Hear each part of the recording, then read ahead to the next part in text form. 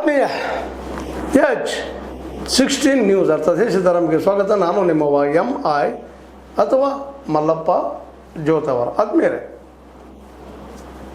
ರೈತರಿಗೆ ಮುಖ್ಯ ನೀರು, ಅದರಲ್ಲೂ ಈ ಡ್ಯಾಮ್ಸ್ಗಳಾದ್ಮೇಲೆ ಅಂತಂತೂ ಆಣೆಕಟ್ಟೆಗಳು ಆದಮೇಲೆ ವಿಶೇಷವಾಗಿ ಎಲ್ಲಕ್ಕೂ ನೀರಾವರಿ ಆಗುವಂಥ ಸಾಧ್ಯ ಇಷ್ಟಲ್ಲಿ ಆಗಬೇಕಾಗಿ ಪ್ರತಿಯೊಂದು ಹೊಲಕ್ಕೂ ಕಾಲುವೆಗಳು ಅಥವಾ ನೀರು ಮುಟ್ಟಿಸುವಂಥ ಕೆಲಸ ಕಳೆದ 76, 80 ವರ್ಷಗಳೊಳಗೆ ಆಗಬೇಕಾಗಿ ಇದನ್ನೂ ಆಗಿಲ್ಲ.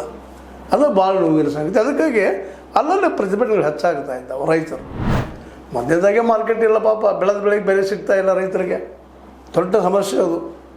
ಈಗ ನೋಡ್ರಿ, ಅಲ್ಲಲ್ಲೇ ಉಳ್ಳಾಗಡ್ಡಿ ಕಿತ್ತು ಬೀದಿ ಮೇಲೆ ಒಗಿತಾ ಇದ್ದಾರೆ, ಟೊಮೆಟೊ ಒಗಿತಾ ಇದ್ದಾರೆ, ರೇಟ್ ಇಲ್ಲ ಅಂತೇಳಿ ಉಳ್ಳಾಗಡ್ಡಿಯನ್ನು ಒಗಿತಾ ಇದ್ದಾರೆ, ಎಸೆತಾ ಇದ್ದಾರೆ. 1 ರಿಂದ 4 ರೂಪಾಯಿ ಕಿಲೋ ಬೀಳುವಂಥ ಪ್ರಸಂಗ ಬಂದಾಗ ಬೆಳೆದ ಬೆಳೆಗೆ ಬೆಲೆ ಸಹಿತ ಇಲ್ಲ ಅಂದಾಗ ಅವ್ರ ರೈತರ ಪರಿಸ್ಥಿತಿ ಏನಂತ, ಏನಾದ್ರು ಬೆಳೆದಕ್ಕೆ ನೀರು ಬೇಕು. ಆ ನೀರಿಗೆ ಒದ್ದಾಟ, ಎಷ್ಟು ಒದ್ದಾಟ, ಏನು ಎಂದು ಅದು ಹೇಳ್ತಾರೆ. ಅದರಲ್ಲೂ ಈ ವಿದ್ಯುತ್ ಒದಗಿಸುವಂಥ ನಮ್ಮ ಸರ್ಕಾರಗಳು ಸರಿಯಾಗಿ ಮುಖ್ಯವಾಗಿ ರೈತರು ಕೊಡಬೇಕಾದ ನೀರಿರುತ್ತೆ, ವಿದ್ಯುತ್ತನ್ನು ಅದೂ ಇಲ್ಲ.